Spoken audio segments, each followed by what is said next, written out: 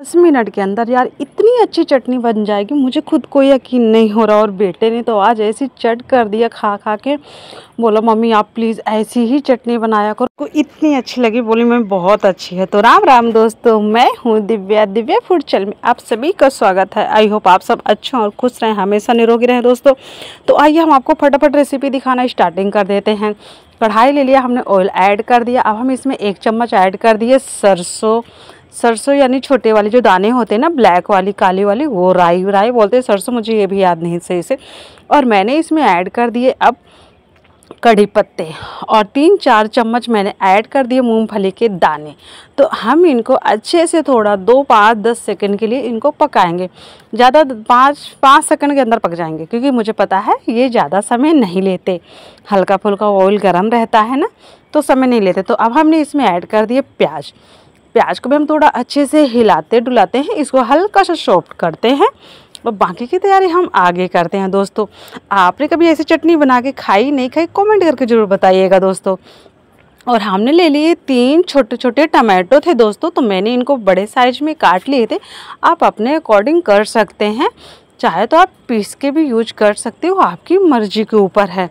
तो दोस्तों हमने इनको अच्छे से मिक्स कर दिया। अब हम ऐड कर देते हैं हरी मिर्ची और ये अदरक, और आप इसमें चाहे तो लहसुन भी ऐड कर सकते हो, चाहे तो स्किप कर सकते हो। और इसमें स्वाद अनुसार नमक ऐड कर दिया है कि ताकि ये अच्छे से गलें और पके, क्योंकि इनका गलना भी बहुत ज़्यादा ज़रूरी है। इसको भी हम अच्छे से बढ़िया से मिक्स कर देते हैं। दोस्तों आपने कभी ऐसी चटनी बनाई नहीं बनाई, ये भी बताइएगा ज़रूर प्लीज़, क्योंकि मुझे ऐसी चटनियाँ बहुत ज़्यादा पसंद है। तो देख सकते हैं दोस्तों, अब मेरी चटनी का जो सामग्री थी, जो सामान था, जो बहुत ही अच्छे से पक गया है, बहुत ही अच्छे से सॉफ्ट हो गया पूरी तरह से। तो हम इसमें आधा गिलास से ज़्यादा नॉर्मल पानी डाल दिए हैं। एक बार नॉर्मल पानी डाल दिए, इसमें अच्छे से बॉईल आने देते हैं। बॉईल आने के बाद ही हम उसको रखेंगे। और हम इसमें मिर्ची लाल डालना भूल गए थे, तो हमने इसमें लाल मिर्ची भी ऐड कर दिए हैं दोस्तों।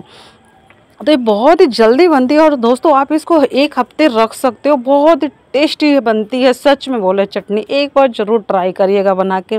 मेरे तो बच्चे बड़े सभी को बहुत ज़्यादा पसंद है। सच में आप इसको बना लेना तो आपको कोई चीज़ की जरूरत नहीं पड़ी।